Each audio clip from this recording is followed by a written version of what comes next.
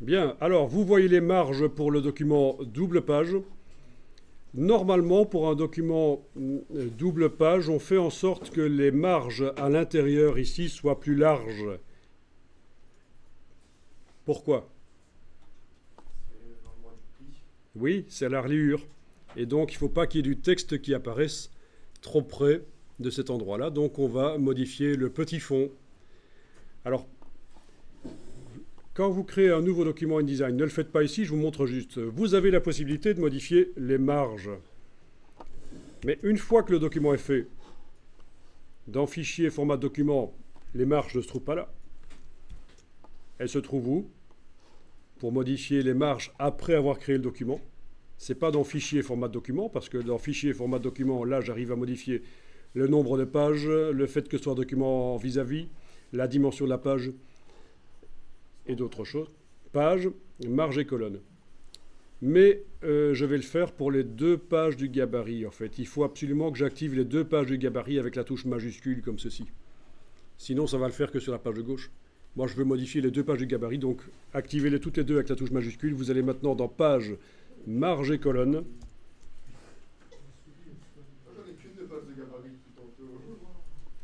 Alors, tu n'as qu'une seule page de gabarit. Ah, tu n'as pas une double page. C'est peut-être que tu as fait un document simple page et puis qu'après, tu l'as transformé en double page. En tout cas, dans ta palette de pages, tu as des doubles pages. Ok, alors voilà ce que tu vas faire. Si tu n'as qu'une seule page pour le gabarit, tu l'actives comme ça, ta page. Tu vas dans le menu de la palette de pages jusque Option de gabarit pour gabarit A. Voilà, ce sera là. Et là, tu indiques deux pages à la place de une. Et tu auras un gabarit à 2 pages. Ok, donc ici, on active les 2 pages. Clic majuscule, clic. On va dans le menu page, marge et colonne. Et vous allez pouvoir modifier la valeur de petit fond ici. Voilà. Ah oui, excusez-moi, petite erreur de ma part. J'annule et je reviens. Il faut que je casse la chaîne. Ben oui, sinon ça modifie les 4 marges. Je clique là-dessus pour casser la chaîne. Et là, je vais modifier le petit fond. Et ça modifie uniquement la valeur de marge, les marges intérieures près de la reliure. Donc voilà, vous augmentez.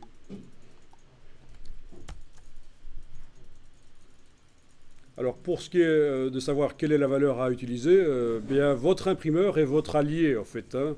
Quand vous voulez faire un document imprimé, que vous allez le faire imprimer chez un imprimeur, allez d'abord trouver l'imprimeur pour lui parler de votre projet, choisir le papier qui vous donne des conseils sur la manière de faire votre document, notamment ce genre de choses. Voilà. Et si l'imprimeur ne veut pas vous aider, allez chez un autre.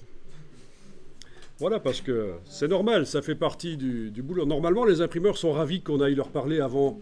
Et ceux qui n'aiment pas les imprimeurs, c'est qu'on leur ramène un document dont ils n'ont jamais entendu parler d'Ève ou d'Adam. Ils ne connaissent pas le document, il y a plein de problèmes dans le document.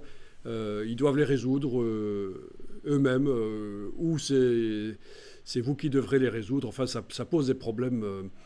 Il vaut mieux avoir discuté avec l'imprimeur avant de commencer à concevoir votre document. Ça paraît logique pour voir si ce que vous prévoyez de faire est faisable.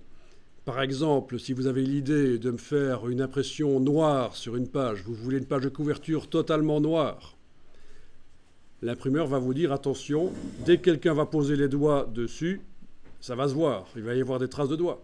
Ça, vous n'y pensez peut-être pas à ce genre de choses. Il va peut-être vous dire, tiens, à la sortie de la presse, quand les feuilles vont s'empiler les unes sur les autres, les premières feuilles imprimées vont tacher l'arrière du document qui vient se poser par-dessus. Ça n'aura pas le temps de sécher, il y a trop d'encre. Enfin voilà, ce genre de choses, si vous n'avez pas fait l'industrie graphique, vous ne connaissez pas. Donc discutez avec l'imprimeur. Alors je clique sur OK et je vais enregistrer le document sous un certain nom que je vais appeler doc double page -01.